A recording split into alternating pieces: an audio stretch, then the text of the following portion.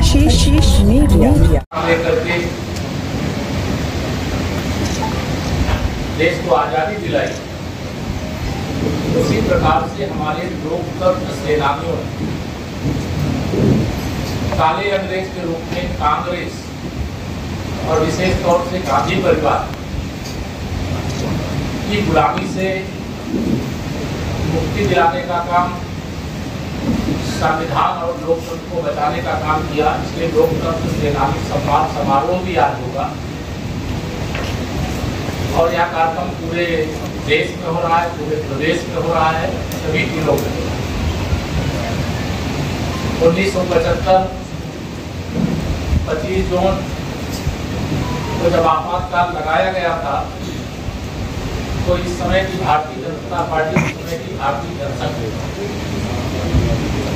हमारे शीर्ष नेता पूज्य अटल बिहारी वाजपेयी जी, आदरणीय लाल कृष्ण आडवाणी जी सहित अनेक नेताओं को आपातकाल लगाने का विरोध करने पर जेल भेज दिया गया। लोकनायक जयप्रकाश नारायण आपातकाल के खिलाफ लड़ाई की आवाज को बुलंद किया। देश के प्रधानमंत्री रहे मोरारजी देसाई जी, उनको भी जेल जाना पड़ा और अनगिनत नेता जिनका नाम होगा तो एक लंबी श्रृंखला है। लेकिन जिस कांग्रेस पार्टी ने देश में आपातकाल लगाया, जिसने न केवल राजनीतिक और सामाजिक क्रियाकलापों पर रोक लगाई, राजनीतिक नेताओं को जेल भेजा, सामाजिक कार्य करने वाले राष्ट्रीय स्वयंसेवक संघ के प्रचारकों, पदाधिकारियों को जेल भेजा। साथ ही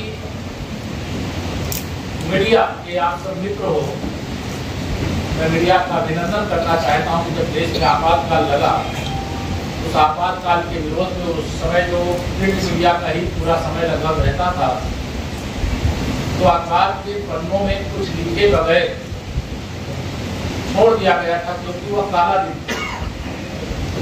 स्वतंत्र भारत के अंदर एक काला अध्याय शुरू हुआ। लोकतंत्र की आत्मा को उजला गया। भारत रत्न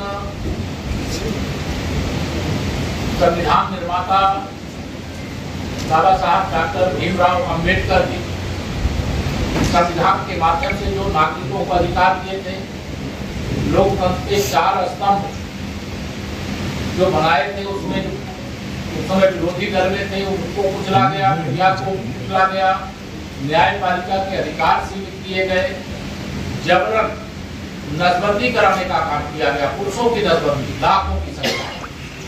इतना अत्याचार हुआ कि अंग्रेजों का शासनकाल जो था उससे बड़ी यातना आपातकाल लगाने के बाद की गई। और यह आपातकाल क्यों लगाया? यह महत्वपूर्ण का सूचक है। उसने सत्ता का दुरुपयोग करके वह कार्य किया जो उनको नहीं करना चाहिए।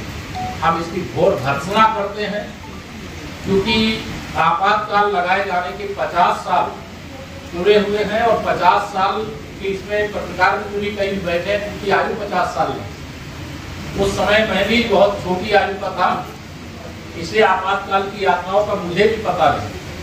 लेकिन जो उस समय यातना दी गई, जो उस समय कष्ट सहा लोकतंत्र सेनानियों ने लोकतंत्र को बचाने के लिए, संविधान को बचाने के लिए, वह तमाम अनुभव अपना शेयर करेंगे। हमारी पार्टी के द्वारा प्रदर्शनी भी लगाई गई है। मैं चाहूंगा कि आप सब पत्रकार प्रदर्शनी का भी अवलोकन करने का कष्ट करेंगे तो आपको ध्यान में आएगा। कुछ हमने उसमें सैंपल के तौर पे कुछ चीजें उल्लेखित की है।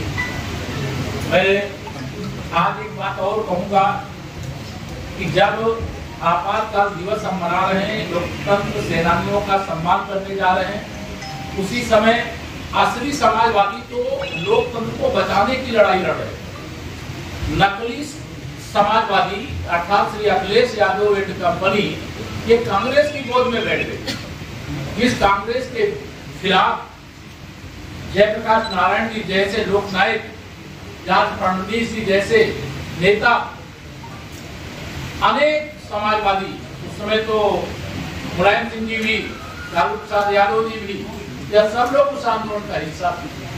लेकिन आज वो कांग्रेस की गोद में बैठ गए। जो कांग्रेस की गोद में बैठ गया वह कांग्रेस की तरह ही हो गई। लोकतंत्र की हत्या करने वाली, इस देश में इमरजेंसी लगाने वाली कांग्रेस पार्टी के साथ जो खड़ा है उसे कांग्रेस समझते हैं। इसलिए भारत के संविधान में इसकी व्यवस्था है कि जब देश के ऊपर कोई ऐसा संकट हो, जिस संकट के समय देश में आपातकाल लगाने की जरूरत, इमरजेंसी लगाने की जरूरत हो, तो संविधान में इसकी व्यवस्था है। लेकिन देश पर संकट नहीं था, गांधी परिवार की सत्ता पर संकट था।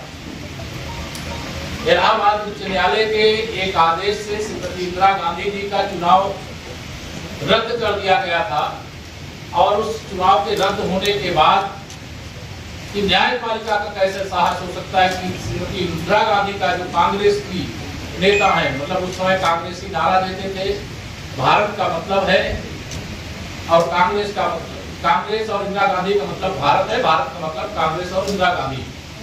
उनको ये मालूम नहीं था देश की जनता की आत्मा लोकतंत्र में बसती, भारत के संविधान में बसती।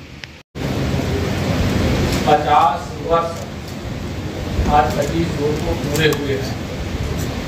इसे संविधान हत्या दिवस के रूप में मना रहे हैं।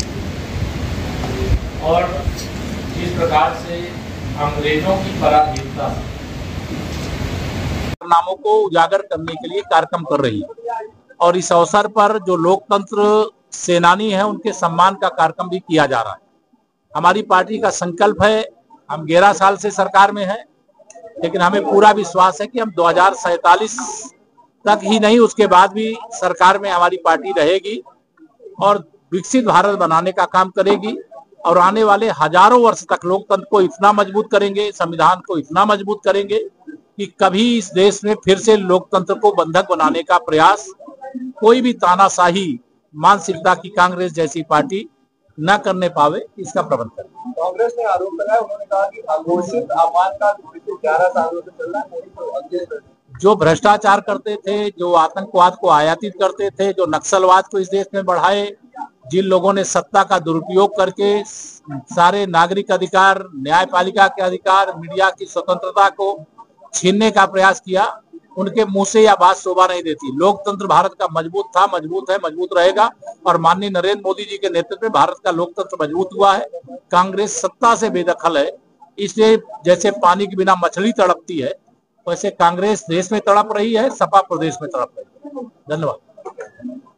प्रयागराज का तेजी से बढ़ता अखबार, सनसनीखेज घटनाओं का आईना, कशिश मीडिया, हिंदी दैनिक समाचार पत्र, वर्षों से लाखों पाठकों का विश्वास, योग्य और प्रोफेशनल पत्रकारों के साथ सामाजिक उत्थान के लिए कार्यरत, सफलता पूर्वक प्रकाशन के 17 वर्षों से आपके बीच प्रयागराज से प्रकाशित हिंदी दैनिक समाचार।